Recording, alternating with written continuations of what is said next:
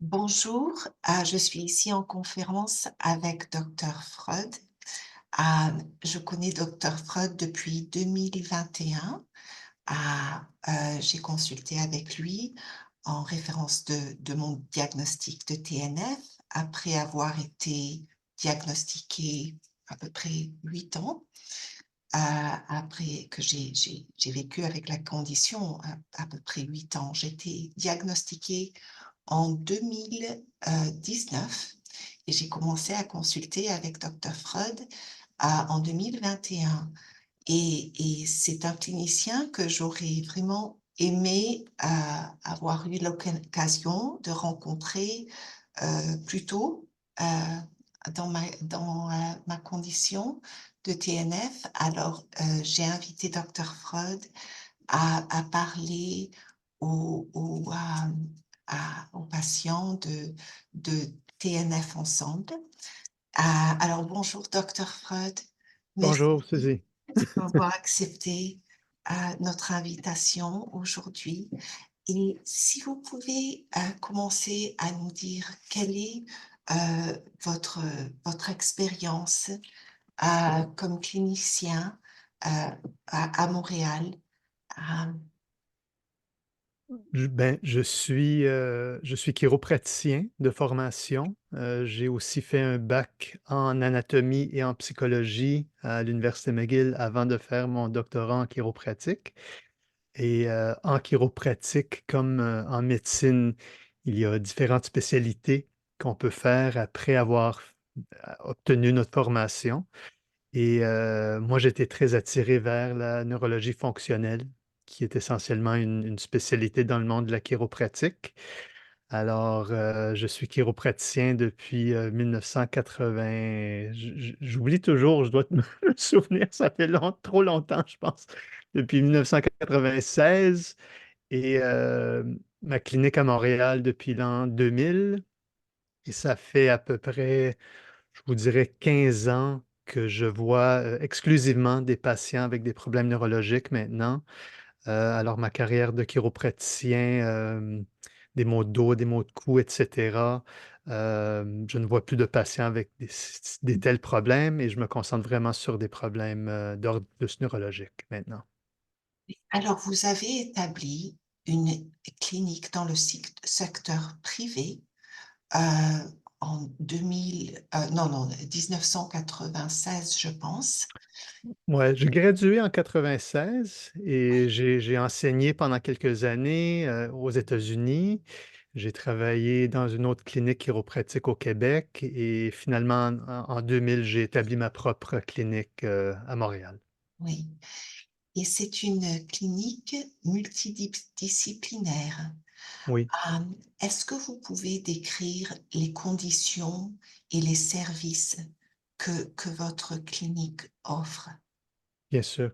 Euh, alors, on offre la chiropratique, on offre des services d'ostéopathie, de massage.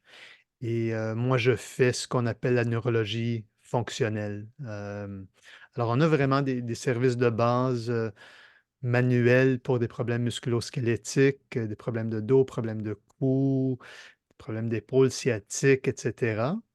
Et dans le volet plus neurologique, on voit essentiellement tout ce qui touche la neurologie. Alors, ça peut être des commotions cérébrales, des troubles de mouvement, hem, des problèmes neurodéveloppementaux comme des TDAH, hem, des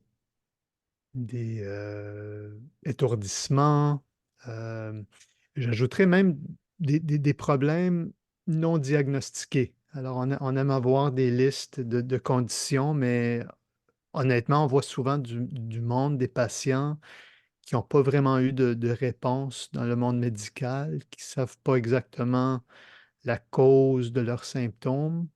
Alors, la neurologie fonctionnelle est vraiment un très bel outil, je vous dirais, pour aider ce monde-là aussi qui n'ont pas vraiment de bonnes réponses. Et souvent, le TNF, ça fit dans cette catégorie de patients aussi. Les commotions cérébrales aussi, Oui, oui. oui. Hem et est-ce que vous pouvez nous décrire donner votre définition de, la neurologie fonctionnelle? Mmh.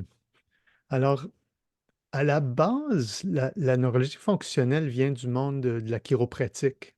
Hem, C'était un groupe de chiropraticiens, surtout un qui s'appelle Ted Kerek, hem, qui s'intéressait beaucoup à la neurologie des traitements chiropratiques. Alors on sait bien que les traitements chiropratiques, on ajuste les articulations du corps. Ça soulage les patients, ils peuvent mieux bouger par la suite, ça, c'est bien connu maintenant.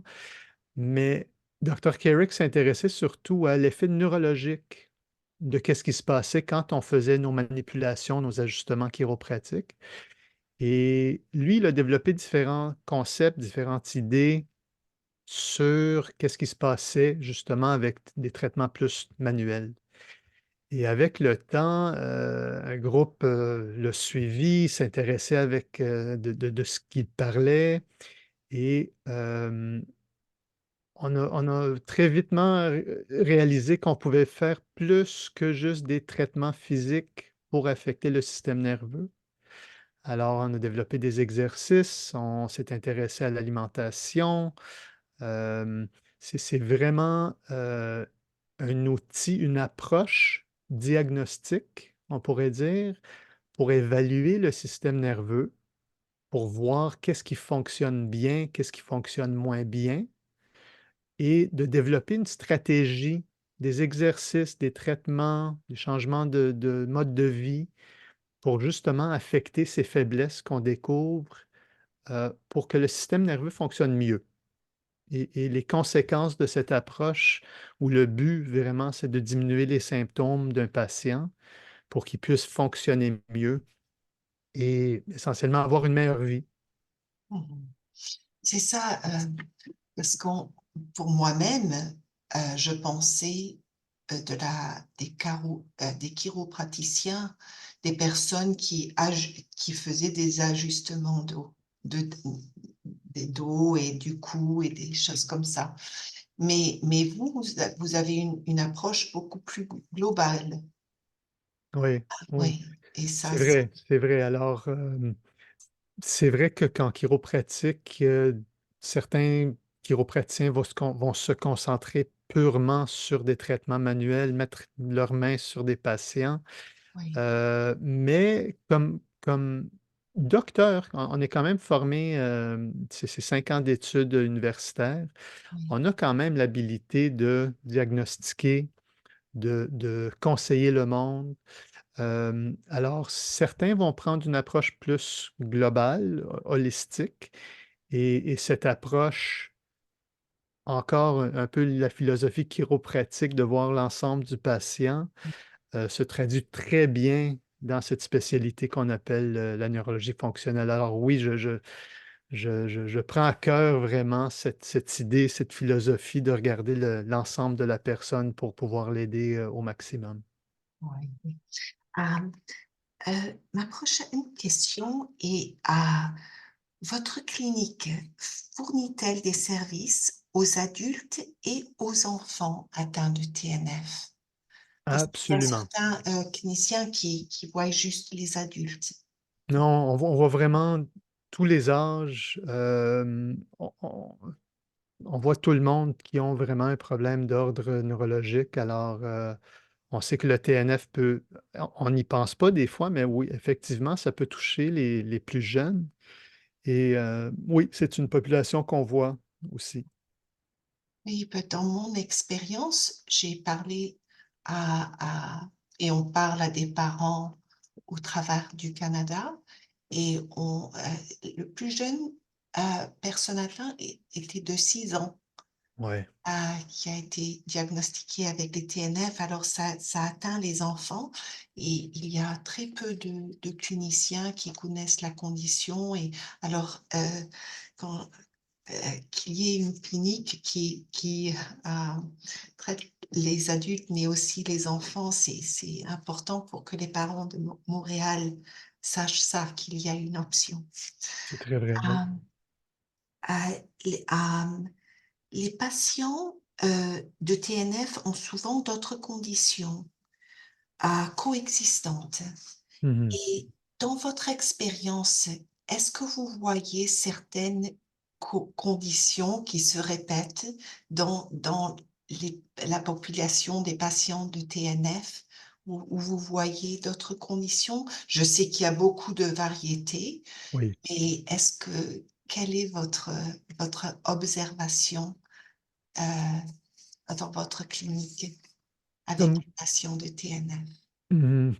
Comme tu dis, il y a quand même une grande variété de symptômes qui peuvent se présenter, chez un clinicien avec des patients avec le TNF.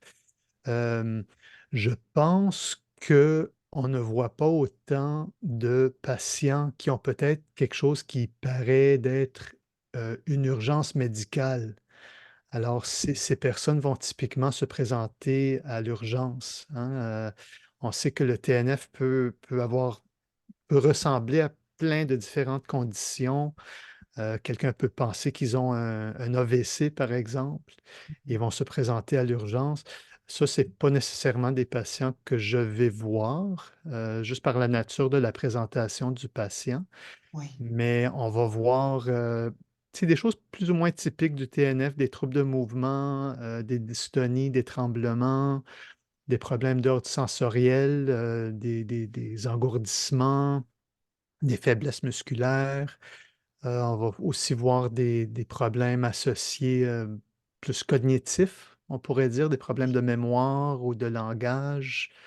Hem, la fatigue, mhm, souvent. Hem et le typique qu'on voit, on sait que c'est pas tout le monde, mais il y a souvent cette association avec des problèmes d'ordre, d'anxiété mhm, ou de dépression.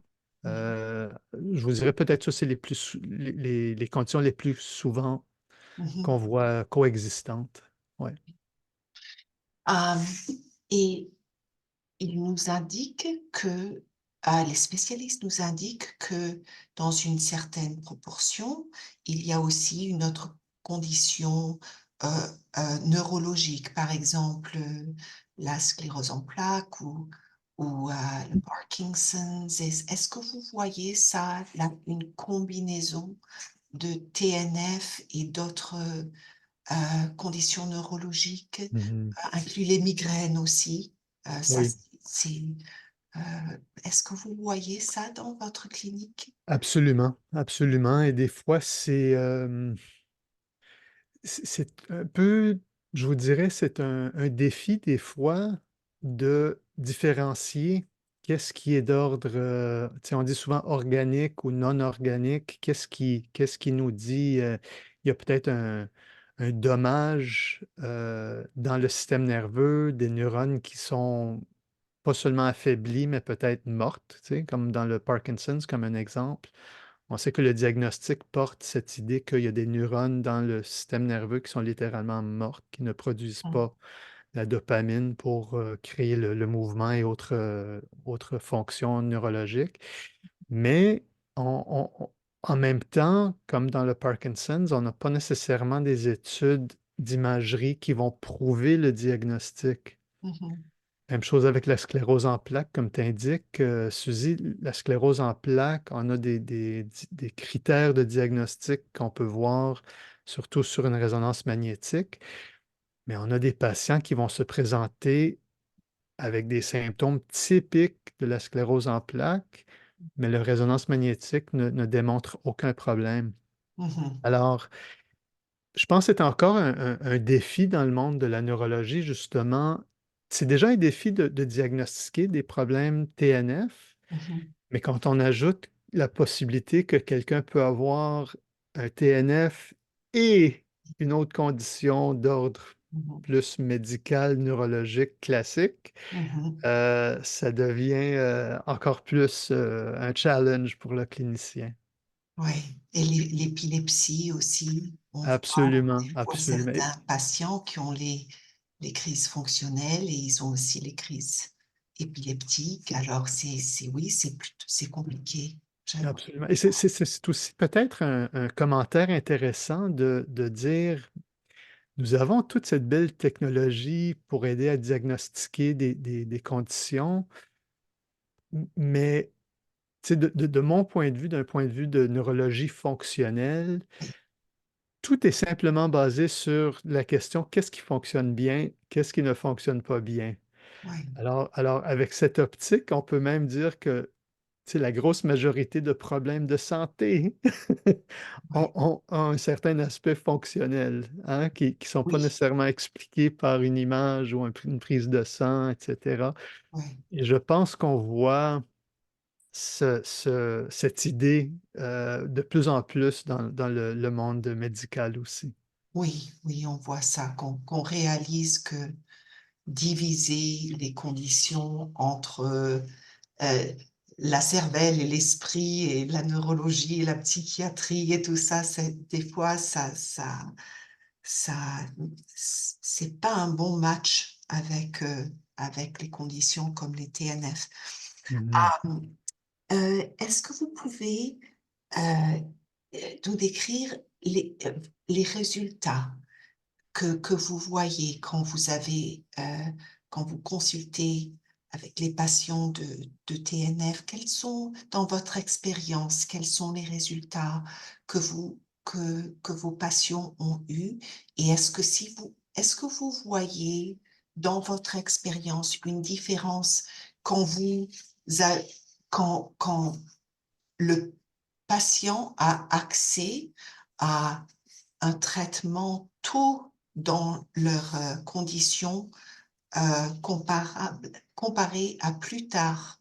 Parce que des fois, il y a des patients où ça prend des années pour recevoir Mmh. leur diagnostic ou et des fois des années encore pour, avoir accès à un traitement multipli multidisciplinaire.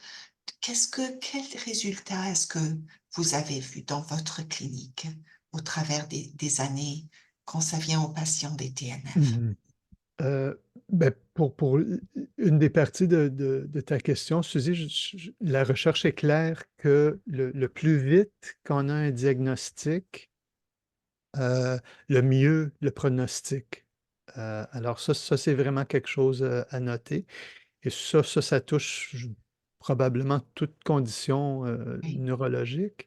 Mmh. Hem Et à part de ça, le taux de succès, c'est quand même mixte. Je pourrais dire que je pourrais dire que la majorité ont au moins une certaine amélioration. Ça, je pourrais dire avec une bonne confiance quand même. Il y a des patients, malheureusement, on essaie différentes choses et ça bouge pas vraiment, et on en a d'autres qui c'est comme ben, moi, je trouve que c'est un peu toujours comme un miracle de quelqu'un qui a des symptômes avancés, compliqués, qu'on peut régler le tout à 100. Alors oui, ça, c'est des cas qu'on a aussi. Évidemment, ça fait du bien à tout le monde de voir des beaux changements, mais pour être transparent, c'est vrai que malgré tout ce qu'on fait, on essaie, il y a quand même des cas qu'on ne peut pas aider. Mmh.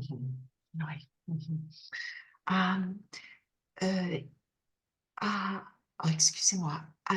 Avez-vous une idée de la liste d'attente dans votre clinique à ce temps-ci? Parce que moi, je me rappelle, j'ai dû attendre quelques mois, je pense. Mmh. Mais je sais, ça peut changer d'une année à l'autre, mais à ce temps-ci, quelle est la liste d'attente pour consulter avec vous dans votre clinique? Heu, Présentement, la liste d'attente est à peu près à 7 mois. 7 Heu, mois. ouais, ouais, mais comme tu dis, ça peut changer et on a un système vraiment où ce que si un patient ne peut pas se présenter, on amène notre liste d'attente et on essaie de voir le monde, le plus vite possible. OK, et vos rendez-vous, heu, est-ce que c'est en personne? Oui. Ah, OK, c'est parce que juste en cas où les patients demandent si il y a un service de virtuel, Mmh. le service est un service en personne. Idéalement, oui. J'en ai déjà fait des consultations virtuelles, surtout pendant la pandémie, hem et ça fonctionne à un certain point, je te dirais dépendant du cas, mais pour faire des suivis, souvent c'est mieux de vraiment voir la personne, de pouvoir toucher la personne pour bien l'examiner. Oui, En premier lieu et par la suite, on peut faire des consultations virtuelles. Alors des fois, je vais faire justement des combinaisons en personne et virtuelles, mais pour la première visite, c'est vraiment l'idéal d'être vu, en présentiel. oui, et je me rappelle le premier rendez-vous et c'est une évaluation, profonde et Oui, ouais, c'était détaillé et ouais, on veut, comme on a dit, des fois, ça peut prendre des années à être vu ou à être diagnostiqué, de la bonne façon. Alors, j'ai toujours pris le J'ai toujours pris ça à cœur que si un patient vient me voir, je vais vraiment tout faire, je vais utiliser toutes mes connaissances, pour essayer d'aider la personne. Alors nous, on envoie un questionnaire, mmh. même avant de voir la personne, et on demande qu'ils peuvent nous envoyer aussi tous les rapports, toute prise de sang, d'imagerie médicale, de rapport médical, les consultations qu'ils ont eues avec d'autres professionnels. Et moi, avant même de les voir, je révise tout ça. Des fois, c'est des dossiers, Oui. assez épais, mais je prends le temps parce que justement, si une personne paye de l'argent, prend son temps pour venir me voir, je veux être sûr que je vais leur offrir un bon service, puis un service surtout complet. Une fois qu'on se voit, la consultation peut durer 1 heure et demie jusqu'à 2 heures, Mmh. où ce qu'on fait vraiment un examen approfondi, une entrevue. Et l'autre chose que j'ai toujours cru était important et si moi j'étais dans la peau d'un patient, j'aimerais avoir le même service, c'est qu'on prend le temps vraiment d'expliquer, Mmh. encore avec ce concept de fonctionnement, hein, neurologie fonctionnelle. On prend le temps de dire: «Écoute, d'après tout ce que j'ai lu, dans ton historique, dans tes rapports médicaux, dans l'examen qu'on vient juste de faire, ces parties de ton cerveau ou de ton système fonctionnent bien. Ces autres parties sont peut-être un peu plus faibles ou fonctionnent moins bien. Si on peut faire des liens entre ce qu'on voit avec l'examen neurologique et les symptômes du patient, ben là, on développe une stratégie, un plan de match pour améliorer le fonctionnement de ces circuits. Alors, on prend le temps d'expliquer tout ça et de donner un Et aperçu de comment qu'on va fonctionner oui, et de là, oui, c'est on très on y va. individuel. Oui et une question, est-ce que ça aide? Est-ce que ça vous aide? Parce que les présentations de symptômes avec les TNF, ça peut vraiment varier d'un moment à l'autre, d'un jour à l'autre. Alors, est-ce que ça aide si les patients, vous montrent des vidéos, Mmh. des symptômes qui peut ou des fois pas se présenter dans le bureau des cliniciens à ce temps-là? Est-ce que C'est ça aide aux cliniciens aussi? c'est une Oui? très, très bonne question, et oui, ça fait partie même du questionnaire. On dit que si vous avez des vidéos ou si votre condition est mieux expliquée par vidéo, on envoie un lien confidentiel qu'ils peuvent nous envoyer et ça, c'est très, très, très utile parce que justement le diagnostic de TNF, surtout dans le monde des troubles de mouvement, se fait vraiment avec une analyse, une certaine observation critique, et les petits détails de comment quelqu'un a perdu son habilité de bouger volontairement ou la façon qu'il bouge involontairement, aide énormément. Alors, c'est un très, très, très bon point que les vidéos aident, énormément. OK. Hem et OK. Ma prochaine question est,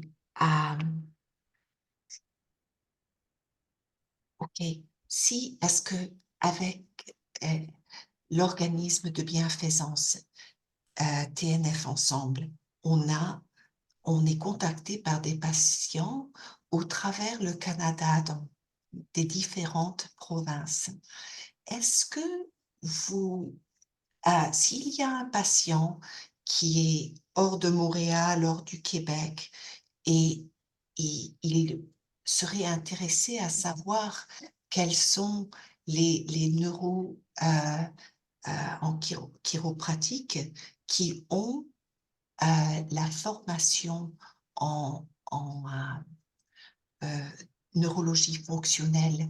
Est-ce que vous avez une suggestion pour un site où il pourrait regarder pour voir s'il y a une personne avec votre formation Oui, absolument. près de chez eux? C'est encore, lié, au monde chiropratique. Alors, la neurologie fonctionnelle devient quelque chose qui est pratiqué par des physiothérapeutes, des ostéopathes, même des entraîneurs, mais ceux qui sont je vous dirais les mieux formés, certifiés Oui, par examen, sont surtout des chiropraticiens à cause de l'historique qu'on a discuté. Alors, il y a un site où on a un Doctor Searcher pour justement ces chiropraticiens qui sont formés et certifiés en neurologie fonctionnelle. Et c'est le American Chiropractic Neurology Board, le OK, ACNB. Et le site web, c'est le acnb.org. O-R-G.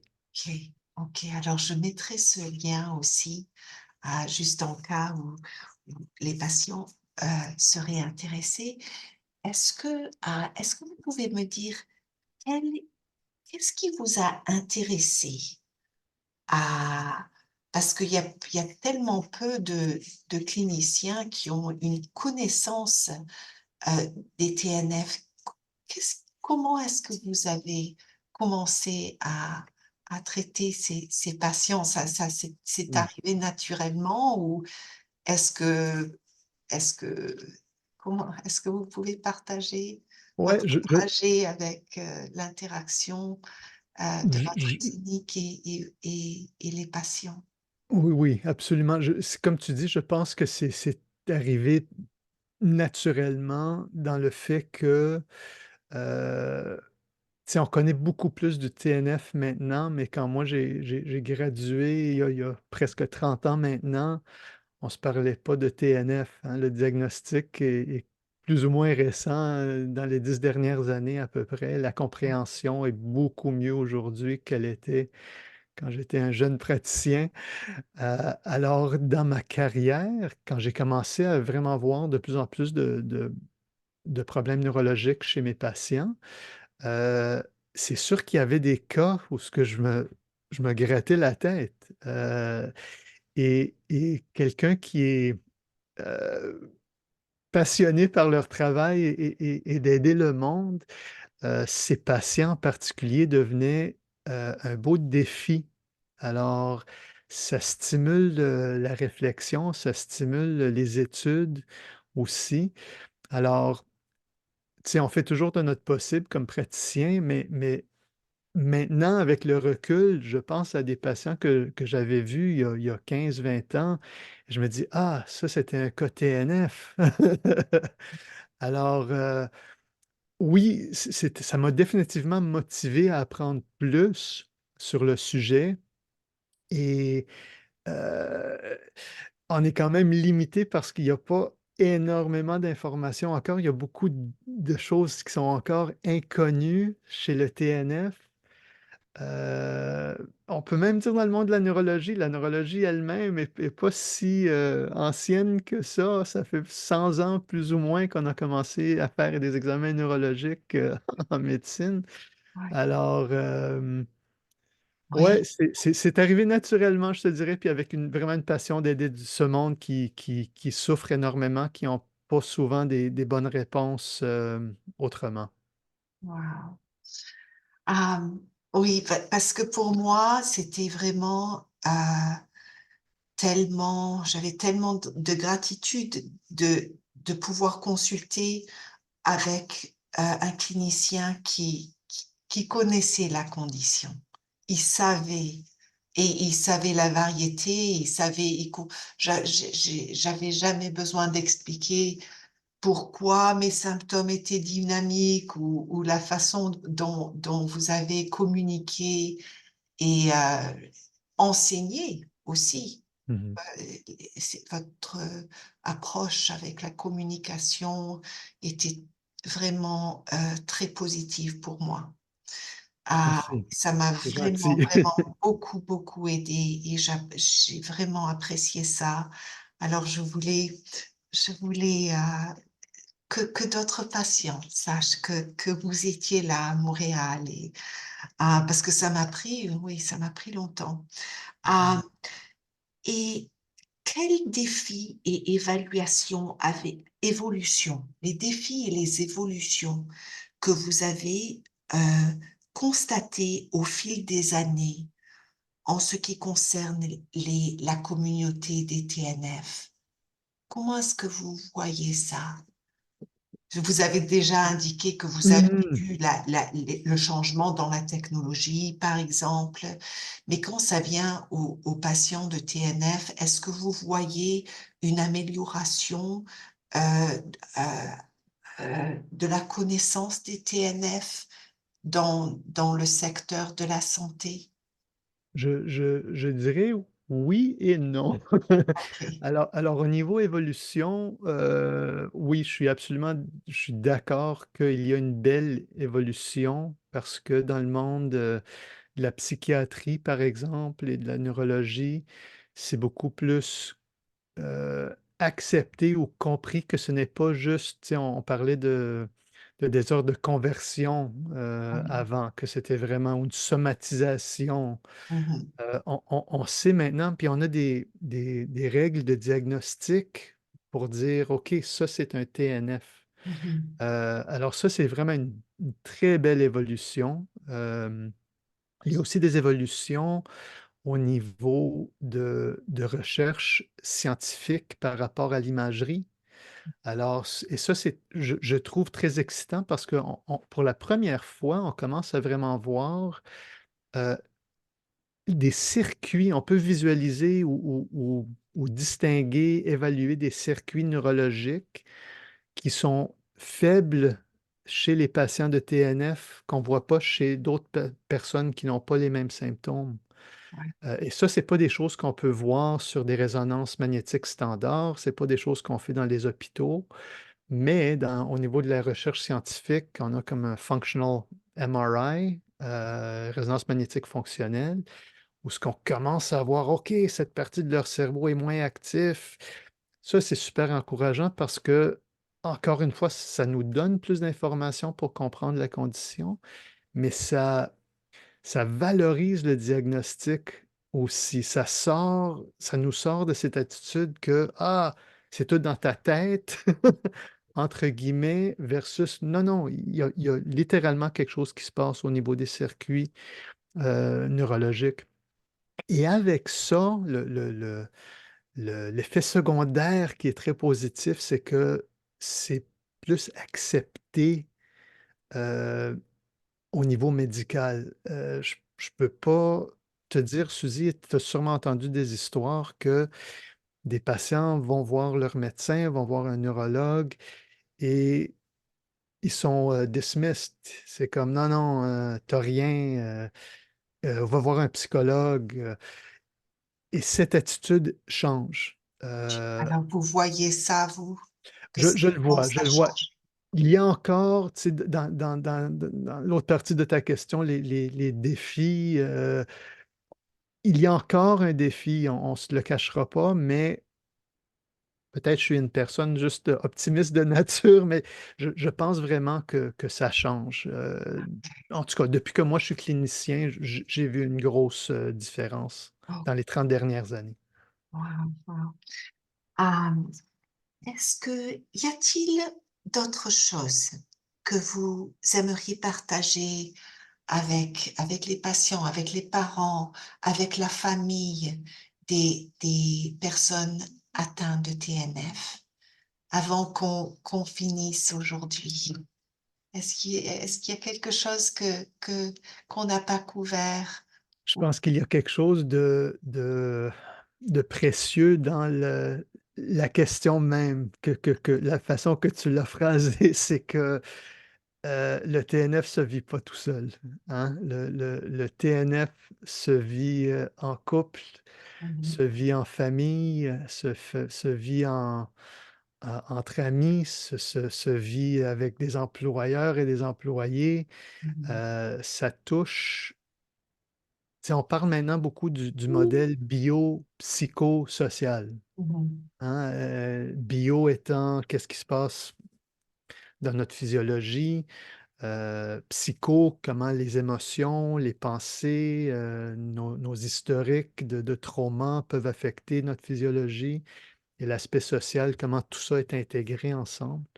Alors, mon message pour les familles et pour les patients serait de jamais arrêter de s'éduquer. C'est une condition, comme on a dit, qui se développe, qu'on comprend de mieux en mieux avec le temps. Comprendre, c'est vraiment à la base de trouver des solutions aussi. On sait même que juste il y a des études qui démontrent que juste se faire expliquer qu'est-ce qui se passe dans notre cerveau, dans notre système nerveux, juste comprendre est thérapeutique.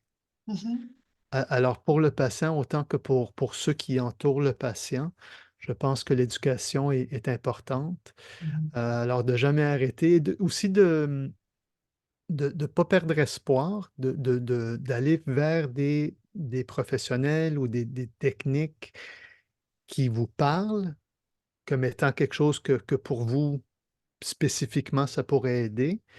Heu et des fois, pas juste un praticien, mais différents praticiens qui font plus ou moins la même chose. Des fois, une approche juste un peu différente est vraiment la clé et de celebrate your wins, de célébrer les victoires. Alors des fois, ça peut changer comme ça. J'ai vu des cas, c'est vraiment, comme je disais tantôt, miraculeux comment ça peut changer, on peut s'en sortir. Il y en a d'autres que c'est plus long, mhm, mais je vous dirais de juste pas perdre espoir et de toujours voir le positif dans ce que différents professionnels ou différentes, réalisations vous amènent. mhm. Docteur Freud, merci beaucoup, vraiment. Euh, je suis, j'ai beaucoup de gratitude pour les consultations qu'on a eues au travers des années, moi-même, mon mari aussi. Et j'apprécie vraiment que vous avez accepté de notre invitation aujourd'hui parce que votre présence dans la communauté à Montréal est importante. Et alors, je voulais partager, j'ai donné votre nom à d'autres patients, mais des fois, une vidéo, à entendre le clinicien parler, c'est très aidant pour des patients. Alors, merci beaucoup. Et vous êtes bilingue, vous parlez le français et l'anglais couramment. Alors, on va, nous, nous vous avons aussi invité à un interview en anglais. Alors, on va faire ça prochainement. Et merci beaucoup et bonne journée. Ça fait plaisir, Suzy, merci beaucoup, hein. Merci.